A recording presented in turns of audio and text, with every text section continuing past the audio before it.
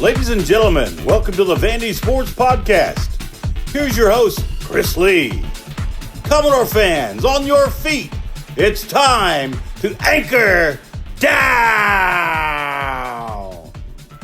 Welcome to the Vandy Sports Podcast, presented by Dr. Jody Jones DDS. We're part of the 440 Sports Network. I'm your host, Chris Lee. Our guest today, Luke Wyatt. Luke appears on the guest line, which is presented by Michael Kendrick of the Kendrick Group. Michael is a local carpenter and a lifelong Vandy fan. He builds bookshelves, cabinets, picture frames, furniture, and other made-to-order items, including a display case for my prized Dale Murphy jersey. I've seen Michael's work. He's a true craftsman. If you're in the market for custom woodwork, give Michael a call, 615-830-9458. A quick note before we start today.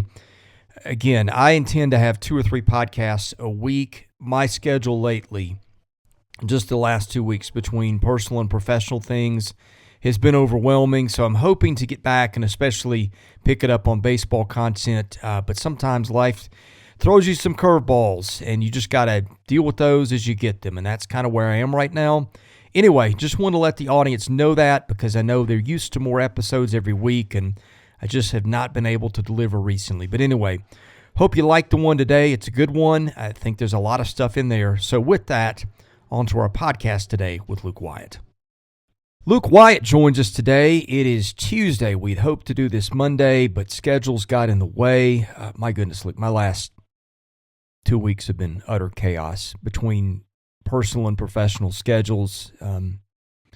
I feel like I've been lucky to do one of these a week lately, but that's life. We're hoping to get back more on a regular schedule, and thank you for joining us. Absolutely. It's I know you've been going through a lot, and hopefully there's light at the end of the tunnel on a lot of those things for you, Chris, and I wish you the best on all that.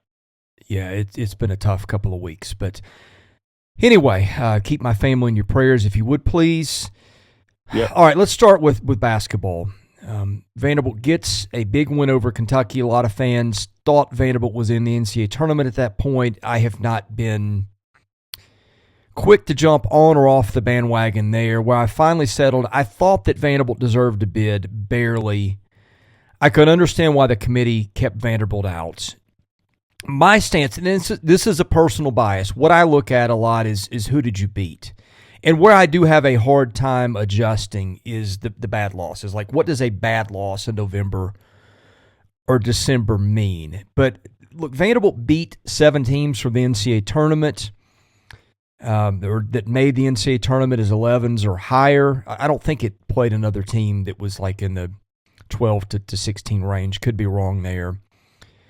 I thought that based on the big wins, the way it played in the conference, it deserved it, but I also understood why Vanderbilt didn't make it. It is a body of work over the course of the season. Vanderbilt fans are killing the net. I happen to like predictive metrics. I think if you want to get the best teams, you look at those. By predictive metrics, Vanderbilt just really wasn't that great of a team. It outscored opponents by 14 points over the course of the season. And again, I mix it together. I do look at the predictives. I rate what did you do?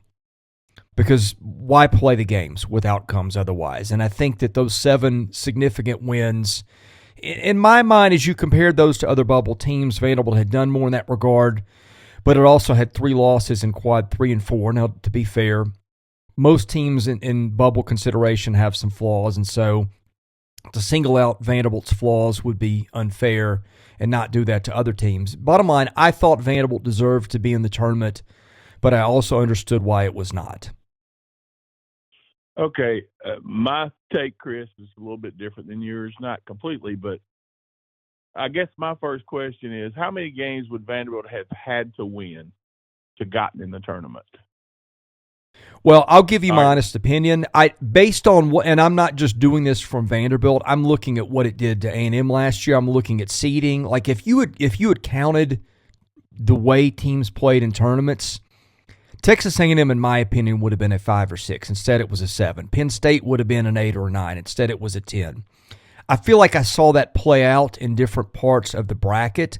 I feel like unless you won the conference tournaments, they just didn't matter, and that's my big gripe. Why are we playing basketball and charging admission and getting people invested in watching on TV if all that matters is who wins the tournament? I think some of these teams don't play a lot of games against NCAA tournament caliber competition. That's really where I judge you. Can you win a game against NCAA caliber opposition? And look, the predictive metrics, I think those are good, especially for the mid-major teams and the low majors who don't get a chance, because if FAU or Murray State or somebody calls up and says, hey, will you schedule us, and calls Kentucky or Auburn or whoever, most coaches, if it's a respectable mid-major program, they're not going to take the game. And so I think the predictives, because people will look at FAU and teams and say, who did you beat? And I'll be like, well, you didn't get a chance to play any of them. And so I think that the predictives there are very valuable in those senses, and that's why I don't discount them. I've lost my train of thought a little bit here, to be honest with you. Yeah. No, my question Go was, ahead. we went 20-14. What would our record be had to have gotten in the tournament? Yeah, and that's where I was going to go. My apologies.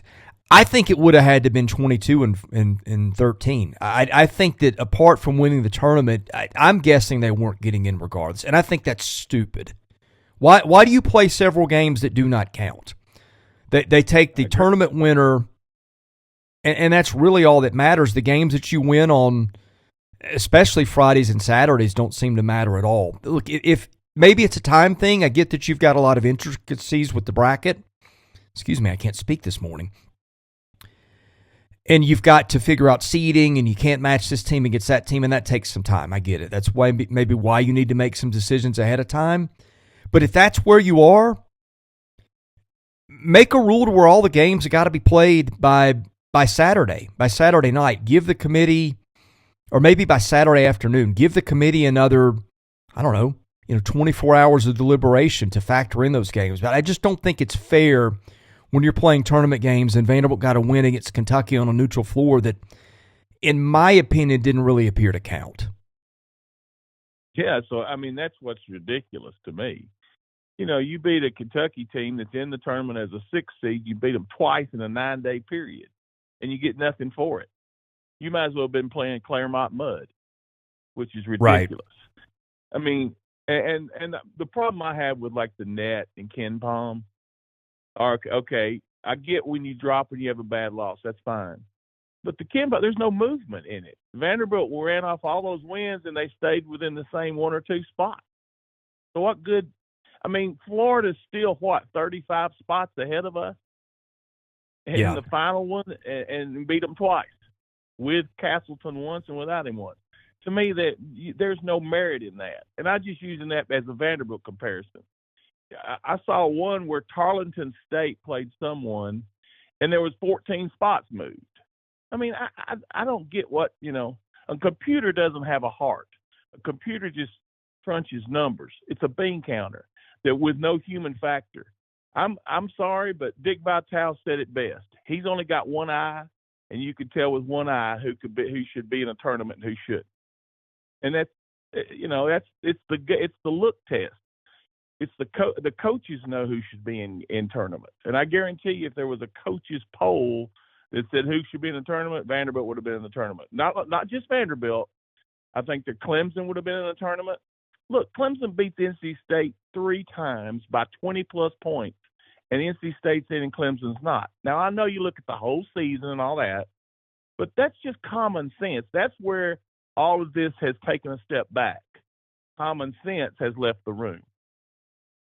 Yeah, I agree with a lot of that. You can't compare teams against each other. You got to compare them to the field, or you get screwy stuff. I've tried to do that. And if you say, well, this team beat this team, and so it's got to be ahead, you end up putting a team 10 spots higher than it should be. And I understand that. That's the difficulty of trying to do it. And I bet I spent, probably 20 hours the last couple of weeks trying to sort through this and look at everybody's stuff. But I think the bottom line, if they get the win over Grambling and maybe pick one up over, win the VCU game or something like that, or beat Memphis at home, I think at that point they probably get in. The net, I think, is a sorting mechanism. That's what I've always said. I think it's helpful in helping you categorize wins. And look, they benefited some by the net.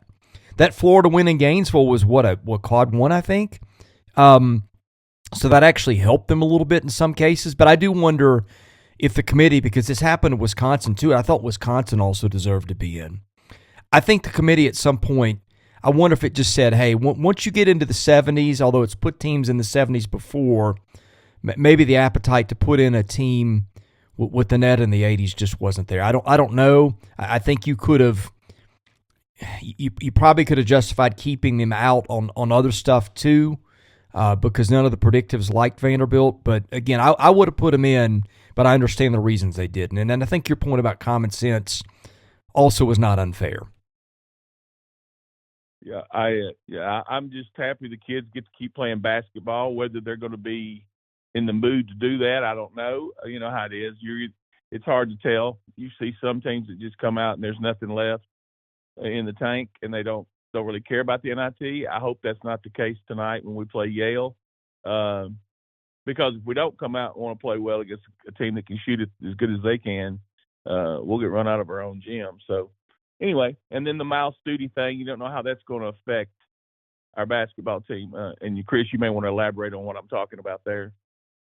Yeah, Miles Studi has hit the portal. I would presume if you're in the portal, you're not playing in the NIT. I don't know how they'll handle that. And by the way, I'm in Colorado as we speak, so I won't be there tonight. I'll be watching from TV and trying to cover that in the baseball game from the internet, and get up at some hour of darkness in the morning to catch a flight. So in any case, it's going to be my night. Yeah, I think he's announced he's not playing in the game. So okay, I don't know how big of a loss that is given how he's played of late.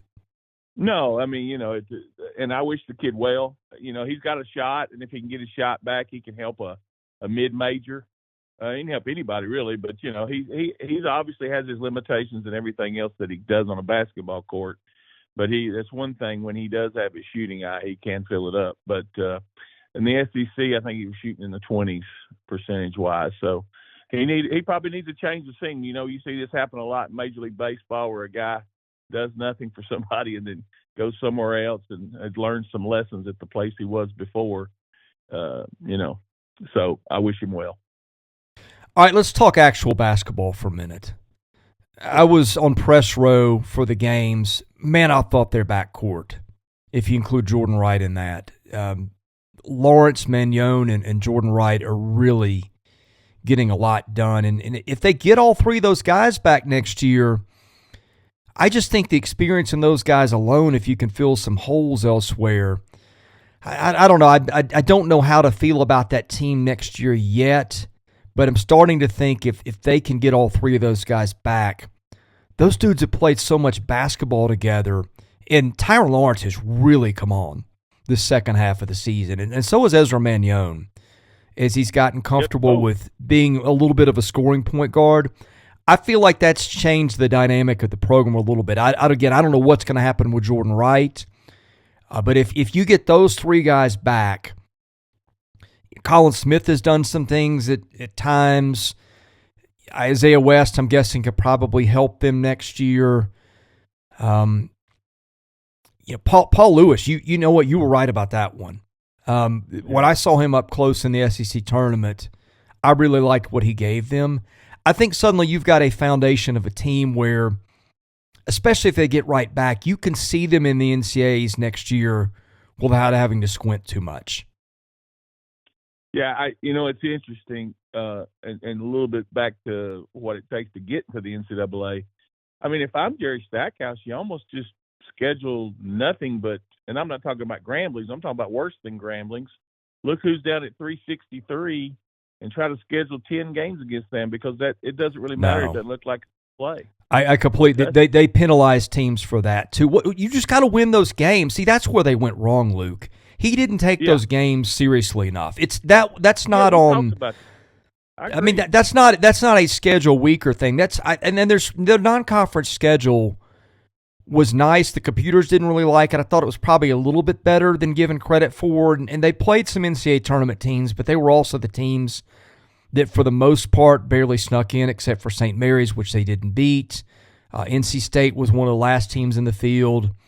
The Memphis, boy, if they could have gotten that one, that would have been a good win. Memphis played really well at the end, but Yeah, that's not the answer. The answer is not scheduling a bunch of weak teams and pounding them into the dirt. Although that did work for Tennessee at some nights, but maybe it's you pound the ones that you can pound into the dirt, but make sure it's respectable enough to where you're not 200 or 300 and something in non-conference strength of schedule when the NCAA makes its decision. Here's my thing, Chris, and it was back to that question I asked you: how many games Vanderbilt should win? Look, we weren't even close to getting in. So to me, Vanderbilt would have had to have gone like 25-8 and won 15 SEC games to get in, which is utterly ridiculous. We weren't even close to getting in. We were 9 to 10 teams back. So again, I think it should have swapped a couple wins in the SEC tournament for a couple of wins in the regular season. Which I don't understand. I don't agree with it. I don't like it. Again, that's a big pet peeve of mine. All the games need to count, but I'll bet you that would have helped. Yeah, I mean, I don't know if there's a penalty for just saying, "Hey guys, we're not playing in this thing." I don't know. Maybe that would have helped them to not play any games. I don't know. That just is crazy. To me, it's always going to be a flawed system. I get that. You're never going to get it all right. But there's been. In the past, I just look at the way it's done, and it's totally different now. And I guess because we haven't even been in the conversation for the last 5 years, that I didn't notice how much it's changed of the criteria to get in. And I don't know. It's just there's no way in the world an SEC team that won 13 conference games, and this is probably what do you think, the third best conference of the Power Fives, maybe? So, yeah. And you got teams with losing records in your conference.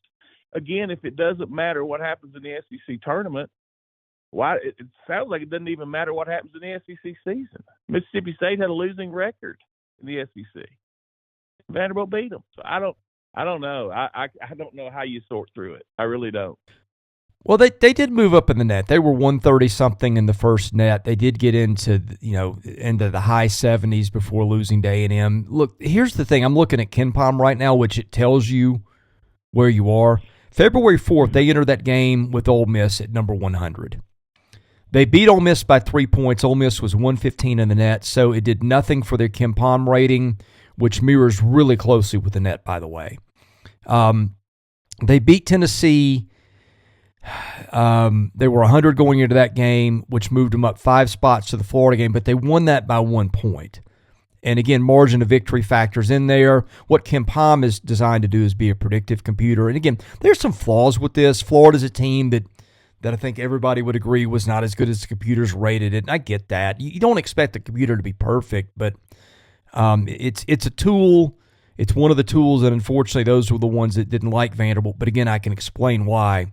When you had a scoring margin of 14 points over, 34 games? Well, I'll give you my opinion, then we can move on. But there's tools in everybody's tool bag, and there's always a tool that you never use. That's the one they need to throw out of the tool bag, in my opinion. But anyway, well, I think it's useful for some teams. Again, it wasn't the most helpful tool for this one. But I mean, look, they had a lot going against them. Here's the other thing I looked up, Luke. I think they only let one team in with with 14 losses or more. That was West Virginia. I thought West Virginia, based on resume, should have been an 8. It got a 9. West Virginia was top 20 in the predictive computers, top 5 strength of schedule. So I think, and you had a lot of mid-majors on the committee, I think what happened was that those teams got a little bit more of a boost. You saw Utah State, Nevada get in, which the computers loved. The computers loved the Mountain West for whatever reason this year. I don't know that I agree with that, but it just was. I think what happened is the teams that lost 13, 14 games in power conferences, the committee at some point between maybe the net or maybe, I think maybe more likely the number to the right of the dash, just said, hey, you had your chances, you lost that many times, and we're kind of done with you. I'd like to talk a little bit, if you don't mind, Chris, about the No, go ahead. South. Yeah. I just going into the NCAA tournament, and I talked about it earlier in the year. I didn't think the conference was as strong as we thought it was going to be. A&M and Bama, obviously best two teams in the league right now, I think. And I just think that of the 8 teams that made it, I only see 2 with a chance of getting out of the first weekend. I think 6 of them will either lose the first or the second game. I don't think Auburn, anyway, they can get out of their deal. They got Houston if they happen to beat Iowa, I think. I don't know. Who do you think can advance to the Sweet 16 out of this group or further? Well, as I look at it, this wasn't intentional. I got one SEC team in the Sweet 16. See, that's so we agree on that. I mean, there is some tough matchups. I'll agree with that. I'm not saying Vanderbilt could have done any better, but I will tell you this: there's some of those teams, they're not getting out of the first weekend, brother. They're not, and they probably won't get out of that first game. No, I've got Alabama winning the whole thing. I would have had A&M to the 16, or the A&M got completely jobbed by the committee. It should have never been a 7. It drew a 10 in Penn State. That's an awful matchup. Penn State should have been an 8. That was one thing that stood out. The other thing, how in the world does Auburn get basically a home game in its first 2 games as a 9 seed? They're playing in Birmingham, and Auburn fans are going to travel. You saw it in Nashville. Sure. I mean, look, there's so many flaws with this thing, and I don't want to crush the committee because I don't know, but I saw some laziness in all this, and I did too. And I think that's part of the problem. And not just because of Vanderbilt or Clemson, are the 2 teams that I thought that got screwed more than anybody. Pardon my language. I think there's just laziness all the way around. And I think there's always bias. There's human bias. I don't care what anybody says there is, because I know for a fact that we got in one year when it was helpful because of a personal relationship. So I know that for a fact. So it probably still goes on. Unless they open the field to everybody, it's going to continue to be like this. Well, and fans have harped on the predictive computers. The predictive computers are the ones that got them in Kevin's last year. Right.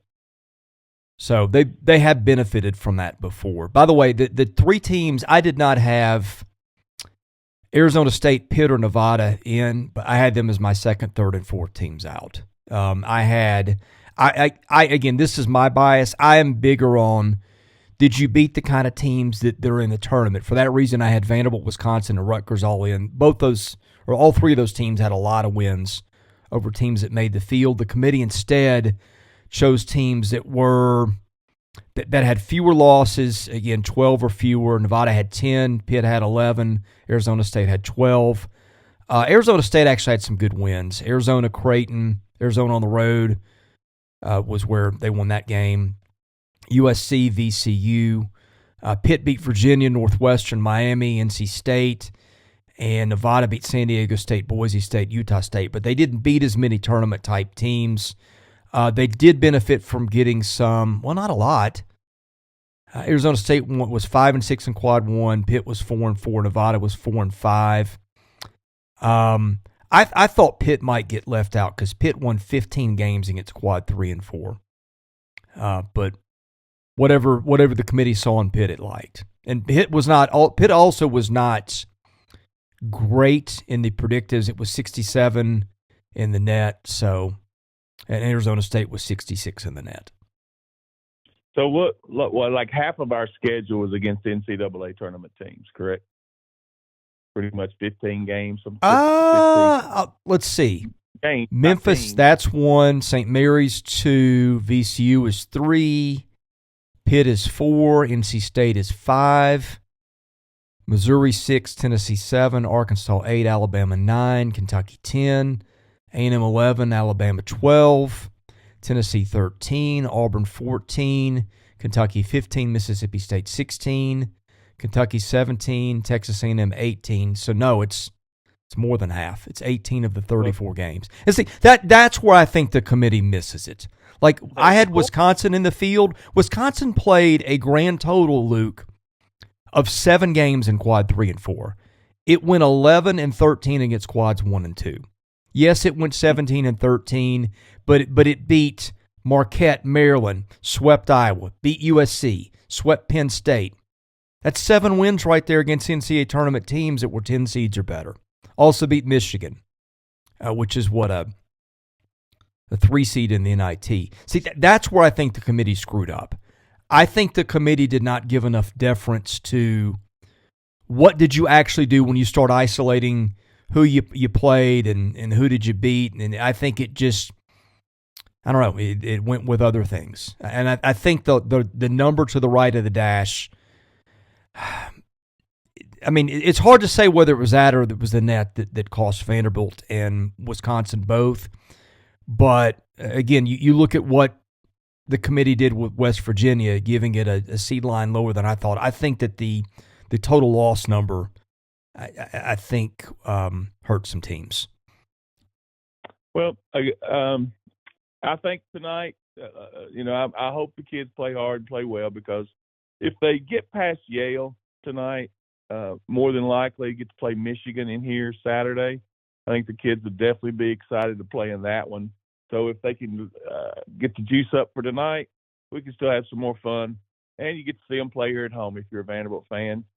I don't expect a huge crowd tonight, maybe 4,000. But if we win this one Saturday, we might get 8,000 or 10,000 in there for Michigan. This season of the Vandy Sports Podcast has been made possible by my friend Dr. Jody Jones, DDS.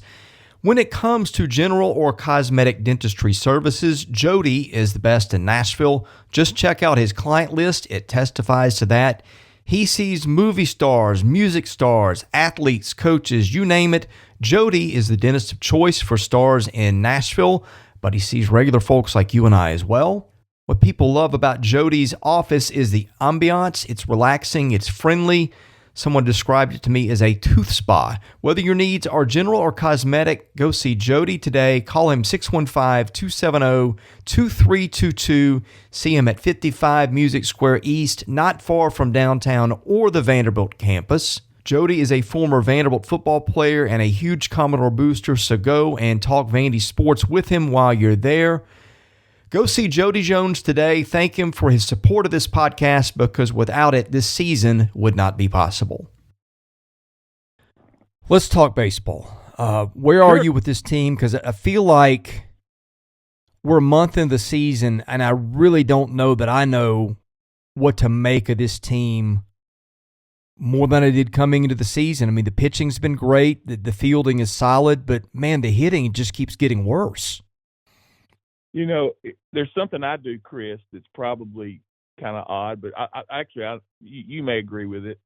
When I sit at baseball games, and I go to every game, I think I missed one because I went to the basketball game the other day. I was there Sunday. One thing I do, I count barrels. In other words, when we hit a ball line drive right at somebody, I put a check mark. I mean, like, to me, that's like a hit, because most of the time those are going to fall in. I don't count dribblers that become a hit. I count that as a bat at bat. So with that the case, we're averaging 10 hits a game. So I don't think it's as bad as it appears, because we're hitting a lot of line drives. Now, what makes it look bad is because we are hitting a lot of line drives, but we're also hitting a lot of slow grounders and weak pop-ups too to go with it. So, but it's kind of working its way out. You can see Enrique's almost ready to break out. He's real close. He's got his average up now in the 230s. But the other day he hit 3 ropes and then also got on base twice. So you get him going with Shrek. R.J. Austin thinks going to be fine. You got to get a couple more guys going. Maldonado's been a pleasant surprise. He's hitting gaps all day long. The biggest problem, Chris, has been Enrique not getting on base. Yeah. This team is the way Enrique goes. He's an energy guy, and it gets everybody focused. It gets everybody's juices flowing, and that's what we're missing. And I don't want to put all the pressure on Enrique, but it's the way it is. With this team, Enrique has to hit around 300 at least, and he's got to be on there swiping bases and creating havoc and taking pressure off the younger guys when they come to the plate. I have a theory on him, and it's based some on what I've watched, some on him being pulled from games, which does not happen often. but it's happened a few times this year, and some based on a little bit of intel I got. I can't prove it. I'm not reporting it. I think he is dealing with some kind of an injury that he's nursing. That's left. Yeah, that's left him well enough to play. And like I look at him in the field, and it doesn't seem to affect him there. Like he covers gap to gap better than a lot of major league center fielders. Like he made that play in the Sunday game where he almost ran into Calvin Hewitt. Yeah. I mean, he was stationed over near the right field gap and made that play in the left field alley and got there and made it while he was still on his feet and managed to not run into Calvin Hewitt. I mean, it was like an incredibly athletic play. But I see him. Yes. Yeah. I don't think he's nearly as quick, as fast down the line. I've seen, I don't know how many times in the past I'm thinking, like, am I going crazy? Because I think he would have beaten this ball out or that ball out in his first 2 years. I don't know if he is going at 90% effort. And I'm not judging him. If you're trying to play through an injury, and especially if it's a leg injury, if you pulled a hammy or a groiner, that can last for weeks. And so maybe this is the best of both worlds. You get him out there at 80% or whatever. He's 9 of 12 on stolen bases, and he's been picked off twice. That's 5 times he's been caught on the base paths. I mean, he got caught once all year last year, and that was on a pickoff. I just see something in him, and it's showing up in the numbers that I don't think he's well. Well, and it could be most of our games have been played in cold environments. Had a lot of bad weather as always. That may be part of it too. And he's making sure he doesn't pull a hammy or whatever. I don't know. He looks a little thicker to me. I don't know that. So that could be it too. Sometimes when you add muscle, you slow down a little bit. I don't know. I really don't know. I do think he's coming around with the bat as far as just swinging it. Just observing him every game and every pitch. And I don't understand. There's one thing I don't understand about our hitting, and I'm not being critical to Mike Baxter. I'm not being critical to the kids individually. But, man, we take a lot of fastballs. Yeah. And I don't understand that. I don't get that. It just seems like and it's not just one or two guys. It's like the whole team. I don't know if there's some strategy to that. I don't know, but whatever it is, it has not worked real well. I see 2 things with them. I feel like they must lead the country in line drives that are fouled by like 1 or 2 feet or less. And I feel like they absolutely lead the country in soft ground ball outs to the infield. Yeah, which is a weird dynamic because you're either hitting a barrel or you're not hitting it at all. Right. And sometimes those dribblers can just get through by a matter of luck, and they don't seem to be doing that almost at all. No, they're not. And now, I will say this. Every weekend we've won 2 out of 3, and that's the formula for any kind of baseball you play is to win 2 out of 3. And of all those weekends we played, I think LMU was probably or maybe the Minnesota weekend. One of those 2 were the weakest opponents. But there still weren't bad opponents there. And as long as they keep winning 2 out of 3, I think the only really what I call a bad loss was the Central Arkansas loss. Yeah. That was unexplainable. Nebraska a little bit. But, again, Nebraska was luck. You hit 3 home runs, but they're all solos. And we've hit 17 or 18 home runs, and I don't know the number, but, Chris, it's got to be 10 or 12 of them are solos. The Central Arkansas game, I was at that one, and a few things, like Central Arkansas made some tremendous defensive plays on line drives and stuff like that, and they also strung together several balls that just found gaps. I mean, they lost that one 5-4. They didn't play poorly. It just was it's a baseball game, and right. Tim Corbin's reaction after a game a lot of times tells you something. He wasn't upset at all from losing that one. Now, I think they should have either taken Nebraska or the third LMU game. That's kind of more where I got. I mean, you could say maybe this team should be 14-3, fine. And I think the hitting has been so glaring in terms of where they've lacked that it's obscured the pitching a little bit too. Right. The one kid I'm concerned about right now is Calvin Hewitt. He looks lost.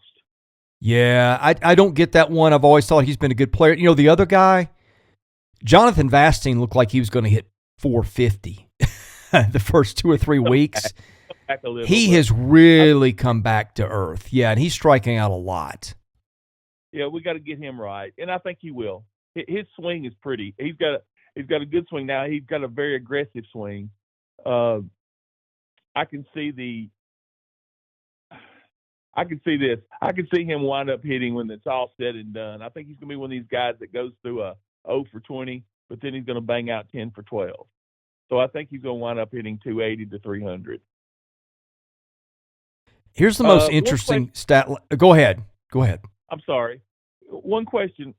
Do you have any info? I know you're out of town, but do you have any info on Parker Nolan, why he got benched for the first time? I don't. It might have been you or somebody else that told me he dropped a pop fly. He did. Or a foul ball. He did. But I don't know if that was the reason for it or if there was an injury there. And then also, I haven't heard anything else on Dukanich. I was there the day he got injured, but I haven't heard anything about it because there hasn't been any reporting since you're not here. We don't hear anything, and I'm not going to call Corbs and bother him during the season. I never do, unless it's just a congratulations for something. But I'd love to know where he is, where Dukanich is, and David Horn. David Horn pitched in, I think, Texas and hasn't pitched since, and he looked good. Yeah, he did. Well, and what's interesting is that J.D. Thompson, who wasn't pitching at all, is kind of started to pitch a little bit and pitched pretty well. Yeah. Although, did he give up a walk or two the other day? He gave up one. No, he did not. Loaded. Jack Anderson had no control. Jack walked the bases loaded and hit a guy, and he came in and tried to clean up the mess. Gave up one inherited run, I think, or maybe two that were Jack's, and then got out of the inning. He pitched well. Quicker hook there, and maybe they got a chance the way they scored in the ninth. But back to Parker Nolan. I mean, look, slash line 258, 324, 387. That's batting average on base and slugging. That's not nearly acceptable enough for your first baseman in this day and age. I mean, it's not acceptable for your first baseman in any day and age offensively. And he's also got 4 errors. Good grief. I mean, I think the stats probably tell the story there. Plus, you got Maldonado, who's really, Maldonado's probably making as good a contact consistently, as good a hard contact as anybody on the team right now. And they've got to have another bat in there somewhere. Yeah, that's it. And again, I do think there's going to be some ups, and I think there's going to be a lot of kids. You know, the Bulger-Espinal thing behind the plate, neither one of them are hitting now. I know SB did early in the season with that grand slam and so forth, but you can still see he's lost on breaking balls. But defensively, Espinal's head and shoulders above Jack. Bulger has got one of the strangest hitting lines I've ever seen. He's hitting 160. He's got an on-base average of 417, and he's slugging 200. That is strange. It's also small sample size, but yeah. It is. I don't know if there's anybody else that hasn't gotten a shot. You know, J.D. Rogers got an at-bat the other day. He was involved on that pop-up that they all collided on. He wound up getting a hit out of that, but he's only had like 2 or 3 at-bats. So I don't know if J.D.'s – I'd heard some good things about him in the offseason. But they just have to find – I think they're going to be all right with 3 or 4 guys. Shrek is really starting to swing it. He's hitting – even when he makes outs right now, he's hitting line drives. But they've got to get Enrique going or we're going to have problems. Okay, I'm looking at SEC stats, and they have by far played the toughest schedule. And I think that needs to be considered. They are hitting 247. Next worst team in the league is A&M at 283. And batting average is the most overrated stat in baseball. I just don't like using it, especially at the college level. What I like is on base percentage. But goodness gracious, 420 is the 13th best on base percentage in the league. They're 357, Luke. Yeah. And it's weird you talk about them taking too many pitches. They're last in the league in walks. Like, how do you get to the point where you're taking you're taking a lot of pitches like that, but you're also last in the league in walks.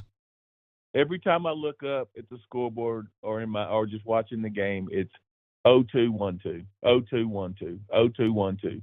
Well, your percentage of getting a hit after you get 2 strikes goes way, way down. We all know that. Yeah. For a hitter, even the best of hitters. So we've got to get out of that. We've got to recognize pitches better out of the hand. I want to always give credit, and Corbs is this way too. Let's give credit to the other guys. There's other teams they're trying to beat you too, and Vanderbilt still has a little bit of a target on their back, whoever they play. So that's part of it too. I think some of these midweek games or weekend games against supposedly lesser opponents, you're getting their best, and I somehow think our kids don't react to that. I think they think, well, we're Vanderbilt, they're LMU, we'll win this. We might not be pretty winning it, but we're going to just win the game and move on. And that's a dangerous way. You're playing with fire when you do that.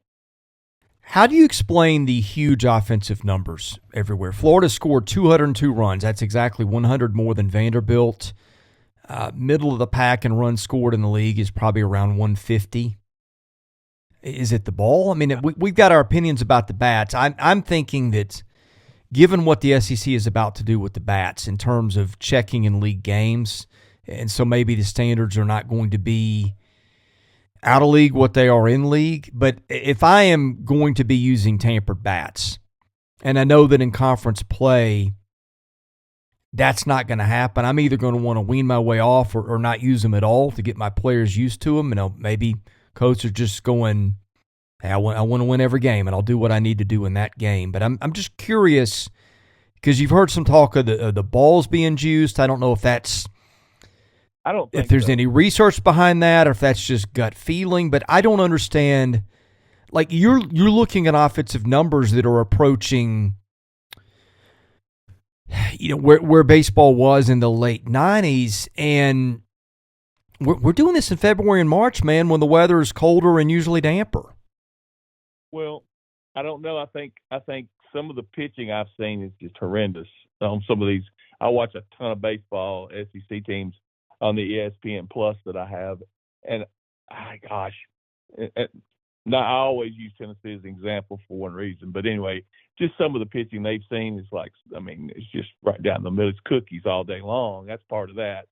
And then their ballpark, as you well know.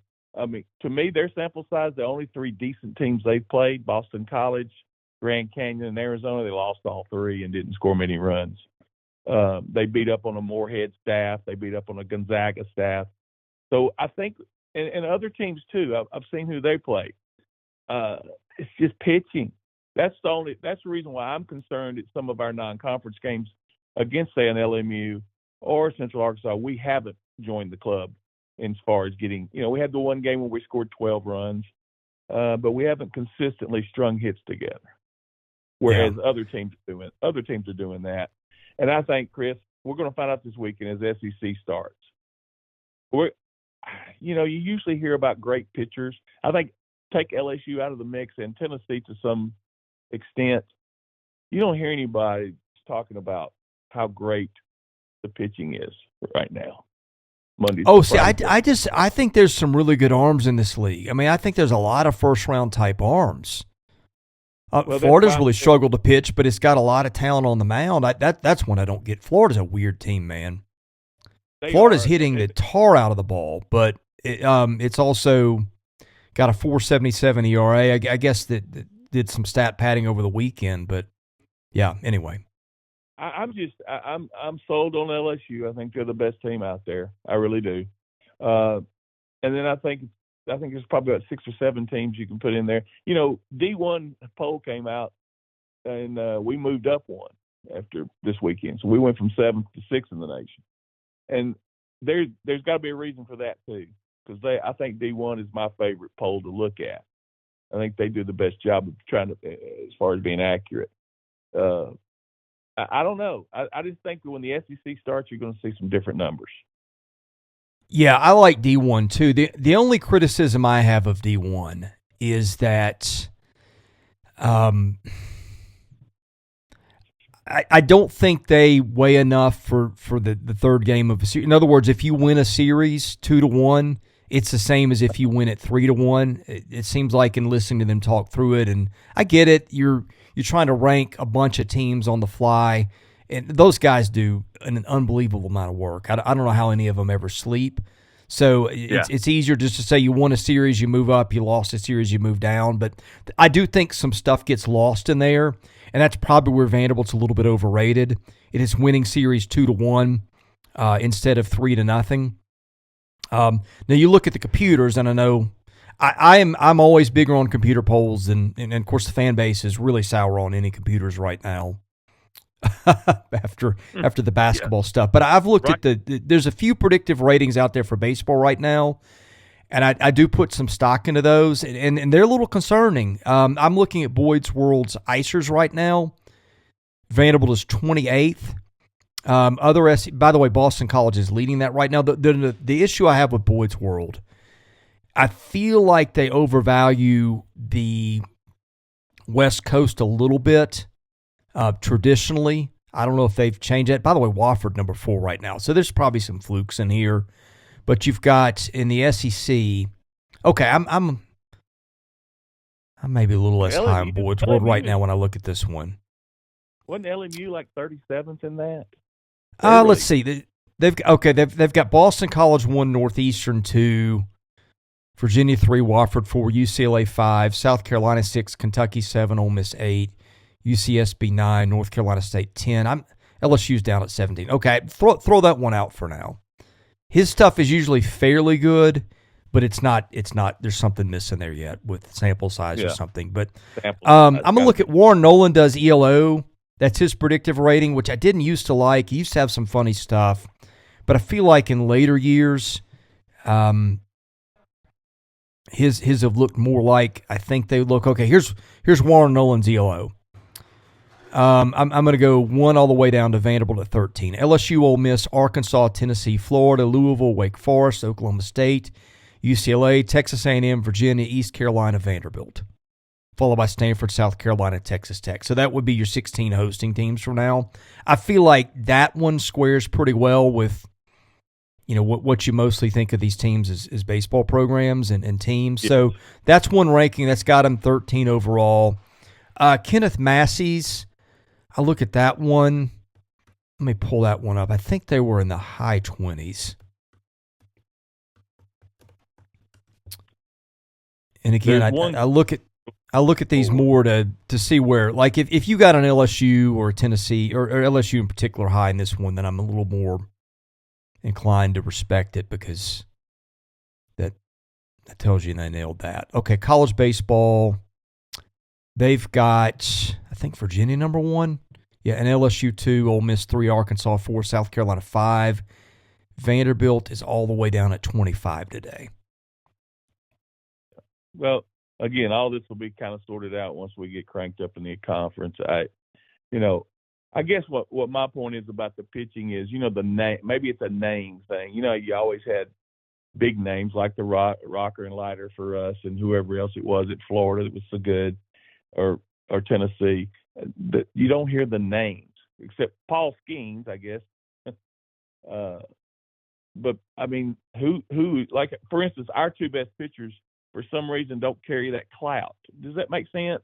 Like Carter Holton's name and Hunter Owens' name are not household names, even though they've done great. They're pitching great.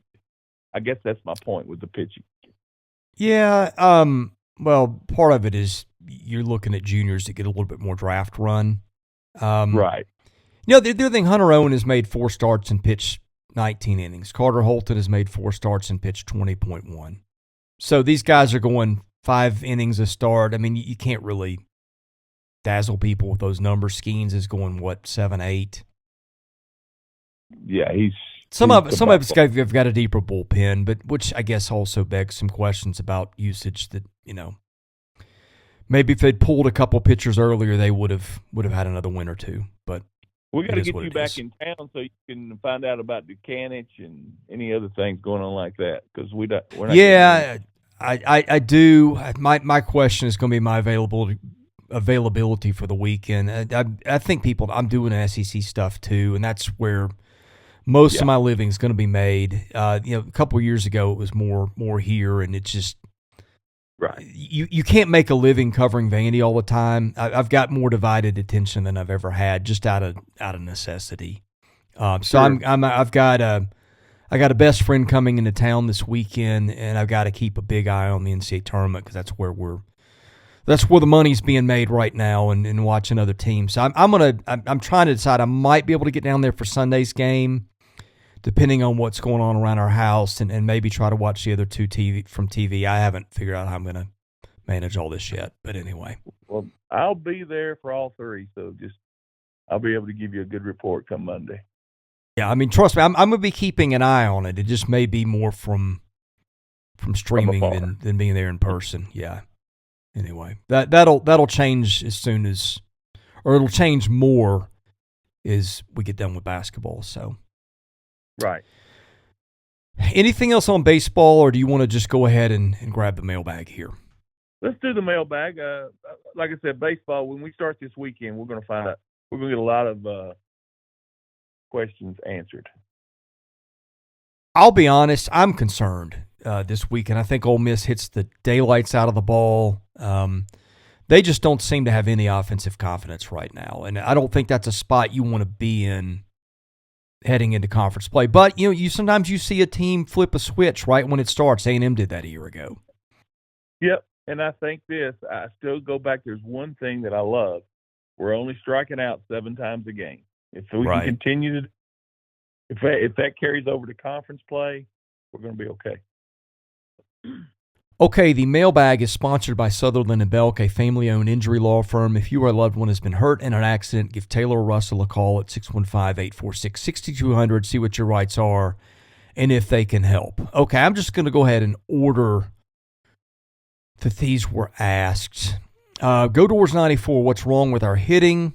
That's the first question. We just talked about it. What I do at games is I keep on my phone how many balls we hit on the nose, whether it's a hit or an out, and we're averaging 10 a game. So that's a little better than what we're actually producing. So that takes a little bit of the concern away. But my biggest concern is why we're taking so many fastballs right down the pipe. Seems like I don't understand that. We're way behind the count way too many times. So that's my biggest concern. Okay, he had a question about should Vanderbilt have been in the NCAA tournament. You answered that one. Motivation in the NIT, we hit on that. Okay, here's a good one. I think we touched on it, but what lessons do you think Stack should learn from the season with regards to positioning for an NCAA bid? Should he have done things differently this season, scheduling and lineups, etc., or was it not possible to anticipate what the committee did? All of the above, absolutely. And I think he's learned.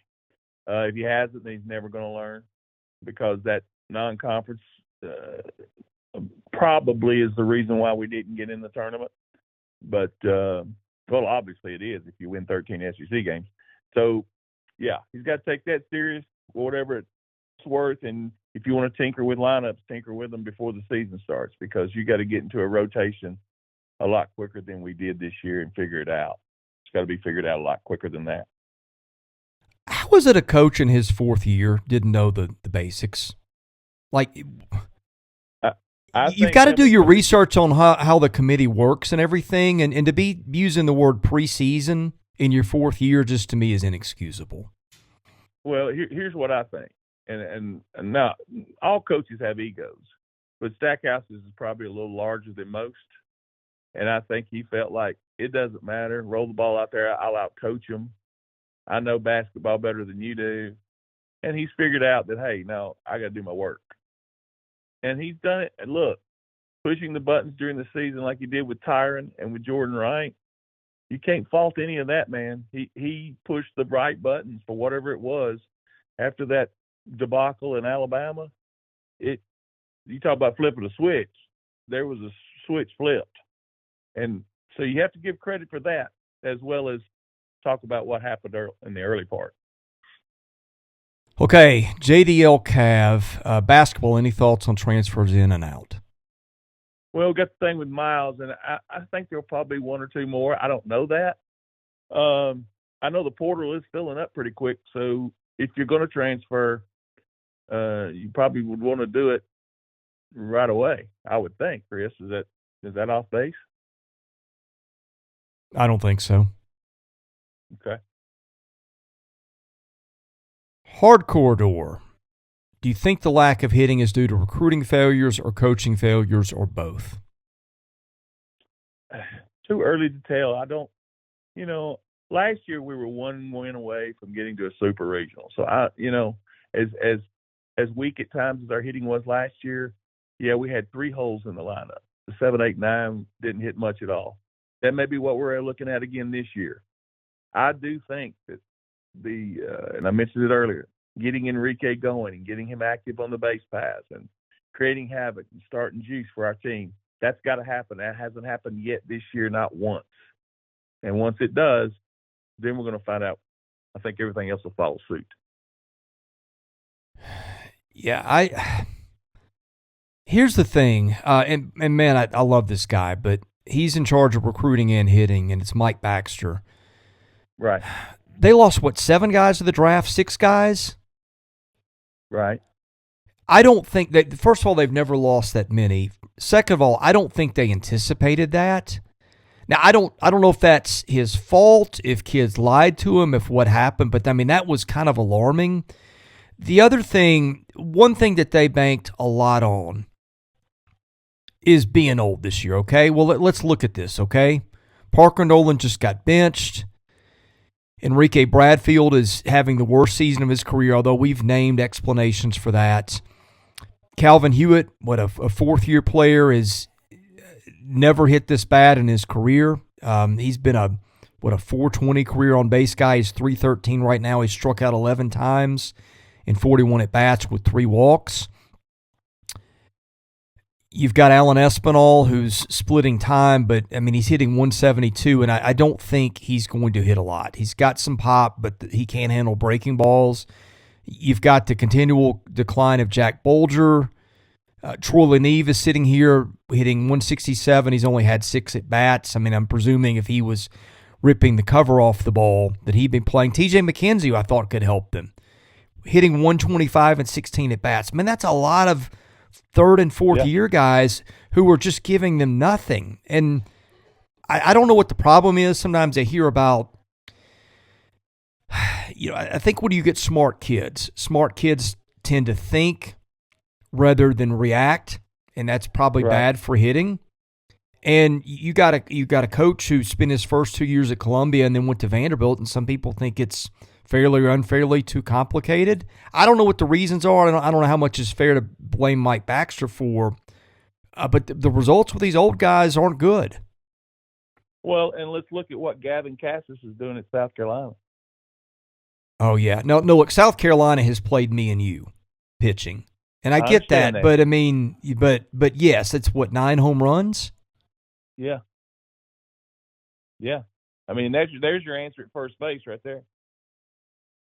No doubt. And I don't know what happened there. I don't know if that was a runoff or just him choosing other pastures. But I'm guessing he's glad he made the move because it's worked out for him.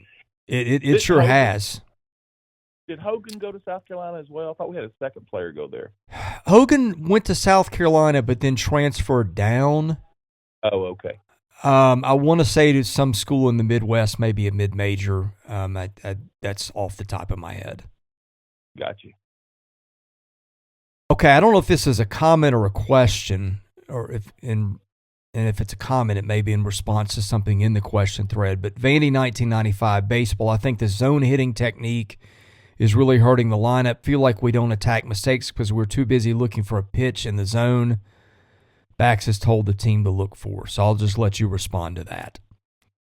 Well, that kind of goes back to what I'm saying about I don't understand why we take so many fastballs that are right down the middle. Is it like this man is who was it that made that statement? Vandy 1995. Okay, if what Vandy 1995 is saying, it may be correct that they're told to do that, and if they are, I'm just in disagreement. Just in my opinion, I'm in disagreement. There's got to be a reason for it. Like you just said a minute ago, Baxter's a smart man, so he's not just doing things to be detrimental on purpose. So he thinks there's something to it that's going to help us. Now, one other thing I haven't mentioned about pitching, we have not seen many power pitchers at all yet. The ones we did see, we hit better in Texas. These guys that throw, for a better word, slop, that throw 71 and then their fastball's 84, 87, we can't hit them for some reason, for whatever reason. And I don't know if it's because we never see it. I don't know. But those are the ones we have tons of trouble with. I've always said, if you want to beat Vanderbilt, get you a soft tossing lefty and let him throw. It's been that way for 15 years. No, I know. And I don't understand that. And maybe other teams have the same problems. We just don't see it. But the kid that was the reliever at Tennessee last year, it was like 6 foot, if he probably 5'9", couldn't break a glass. Kirby Cannell? No. The soft tossing lefty. That sounds like Kirby Cannell, the kid with the mustache. No, it's not him. They've got two of them then. This guy closed games for Tennessee. He was a little bit. He's gone now. He's a little bitty left-handed kid. You can go back and look in a minute when we get off. But anyway, he didn't throw the ball hard at all. His fastball was probably 86, and he got people out all year long in the conference. So I think it's not just us. But what I'm saying, at Ole Miss, I don't know. I haven't studied their pitching yet. I don't know if they're power pitchers. But if those guys are throwing 93 to 97, I'll bet you anything we hit them better than we do the ones that are throwing 78 to 84. Yeah, I mean, I thought they looked great hitting the ball in Texas, and that's a big league ballpark. Now their pitching looked bad too, but that's why I'm having such trouble getting my arms around this team, because they just there's been so many mixed things here. Do you think, is there some experimenting going on here, some sandbagging, so to speak? I don't think there is, but it almost seems that way sometimes. I don't think it's sandbagging when a lot of the guys are hitting around $150. Right.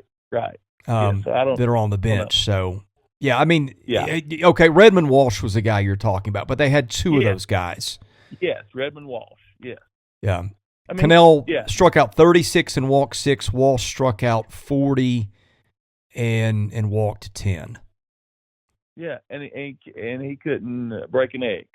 But it gets people out. So, I mean, you don't have to throw 95 to beat people. I think that has been, and it's kind of like John Calipari's thing at Kentucky, right? They always go for upside.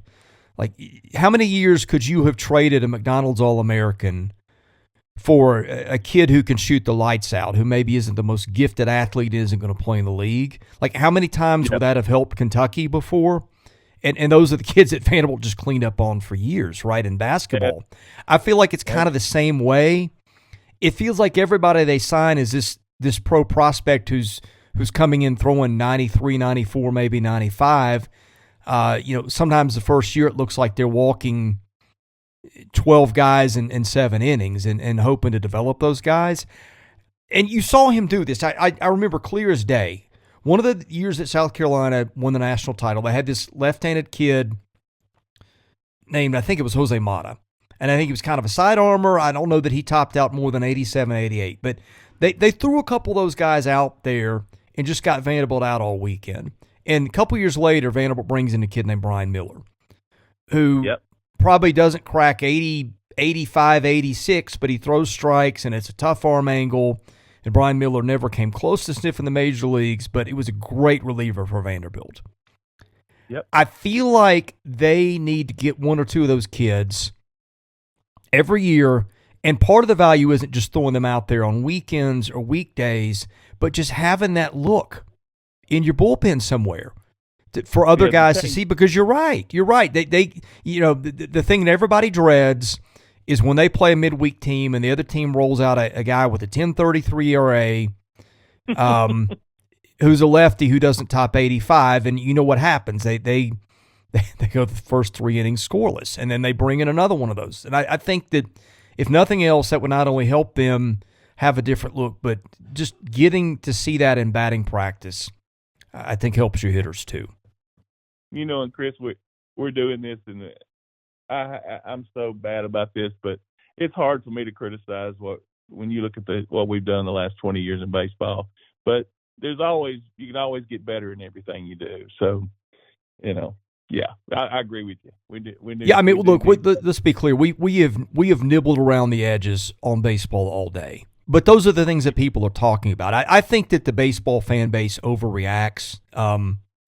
Yes. I can't tell you how many times I've gone on the board and they win a couple games in basketball and there's a national championship on the way and they lose a midweek game in baseball and the program is collapsing and Corbin's lost his edge. And I mean, it is funny to watch how the fan base reacts in different sports right now. It really is. Well, look at Chris Lamonis at Mississippi State. Right now, they're probably the worst team in the league, and they won a national championship 2 years ago.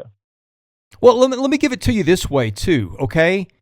If they take 2 out of 3 against Ole Miss, you end the season today, I don't care what your problems are with them, they're not only hosting, they're hosting 2 weekends right now. If they get to this weekend and you stop the season there, that's what they've done. The schedule's been really tough, but getting a series win over UCLA, getting 2 out of 3 out in Arlington, I don't know that getting 2 out of 3 in Minneapolis was an accomplishment, but it's not a check mark against you, and that is how you that's how you make your case for postseason, and they're completely on track in that regard. Yeah, and I know it's Oklahoma State. They haven't lost since we beat them. I think they lost the next day, and they haven't lost since. And threw 2 no-hitters back to back. Yeah, so there you go. And we all know how good UCLA is. I think UCLA could be an Omaha team for sure. See, that's another thing. This staff threw a no-hitter a week and a half ago when we barely talked about it. I know. That's just where the program is. Because we're expecting Vanderbilt, the expectations of Vanderbilt baseball, unlike any other sport over there mostly, is perfection. And there's not such a thing as perfection. It's a sport that 70% failure puts you in the Hall of Fame. Okay, last question from Bex VU, expected SEC baseball record. 16-14, 17-13 is what I'm going to go with. Yeah, I think that's – I was going to say 15-15, but I think 16-14 is probably more – I don't think – I'm not going to say they can't play worse, and I'm really concerned about the hitting, but something also tells me that just if nothing other than sheer dumb luck, that's going to get better. And look at the UCLA series. That's the one I'm going by more than any of them, and we won 2 of the 3 in low-scoring games. We scored 6 in one, scored 3 in another, then we were shut out, I guess. But if you win 2 out of 3, it doesn't matter what the scores are. Just win 2 out of 3. And if our pitching can carry us to 2 wins every weekend, it doesn't matter if we don't score double-digit runs. UCLA this weekend took 2 out of 3 from Oregon, lost 6-2 on Friday, won 8-7 and 16-0. So, boy, you go back and what it held that UCLA offense to, that is pretty impressive. UCLA has lost 1 game since it's left town. I want to say one more thing about pitching or a pitcher. I thought Sam Leboke looked like Sam Leboke. Yeah. Finally. Boy, I think he is the key to this staff. Him being effective and being counted on the weekends is huge for what we need to get accomplished. Well, and here's another thing, and it's that, like, if man, it doesn't seem like Sam Leboke struck out 19 and walked 3. As my wife calls it, he has a fish tail. That pitch is a fish tail. Yeah. And he misses bats. Grayson Moore has struck out 19 and walked 4. I didn't realize that. See, here's the thing. You got 2 dudes coming out of the pen right now that are just shutting everything down. Bryce Cunningham and Nick Maldonado, between them, have pitched 24 scoreless innings, struck out 33 and walked 4. Now, they are losing some games right now where they're pitching some other guys, I'm not going to name names, in spots where if their season is on the line, you're going to see Cunningham and Maldonado. Maybe you can have a quicker hook with some other guys. And that's nobody's hitting those 2 kids right now. And those are dudes that can both throw several innings in relief. And those are the guys that if you've got one of those, that's a huge asset. If you've got 2 or 3, and I think Grayson Moore could probably do that too. Yeah. That's where you win ball games in the postseason. I said from the get-go, Chris, that we started with 17. You take out Doolin and you take out Colton Reagan, I guess, is injured or hasn't pitched. So we have 15 guys. And I said, if you get 10 guys that you can rely on the weekends to get you through the series, I think we got 12 or 13 right now. Yeah. If you're right and they get to 17 and 13, that may be a national seed, and 18 and 12 would certainly do it because, again, they have started to bank good weekends, and that's going to be really critical going forward. Is this one coming up is huge. It is. And because you got a great measuring stick because you're playing possibly one of the top 3 teams in the league in Ole Miss, and you're coming off a situation where you really do need to win 2 out of 3. You really to start it off because you're at home. Yeah, that's the formula in the SEC. Win 2 out of 3 at home.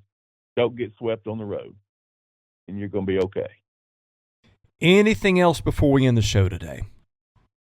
No, Chris, again, I'll be praying for you and your family, and I have some things going on with my wife's family and need some prayers there from you, and I hope everybody comes out tonight and watches us hopefully beat Yale and play Michigan, and then we got baseball playing Belmont tonight. Hopefully they can get another midweek win. But besides that, no, I hope you have a great week. Hey, thanks, Luke. We'll see you next week. Thanks, Chris.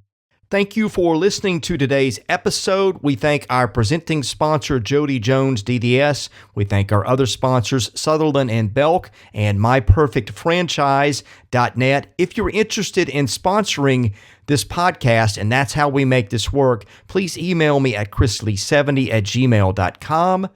We also ask that you subscribe to our website, vandysports.com. That is $99 a year. You get things there that you don't get here. And of course, please rate, review, and subscribe where you see our podcast. That helps us get noticed. Be sure to follow us on Twitter at vandysports.com. Follow me at chrislee70. And finally, subscribe to our Vandy Sports YouTube channel as well. Thank you for listening to the Vandy Sports Podcast, which is part of the 440 Network. I'm your host, Chris Lee. We'll catch you with another episode coming very soon.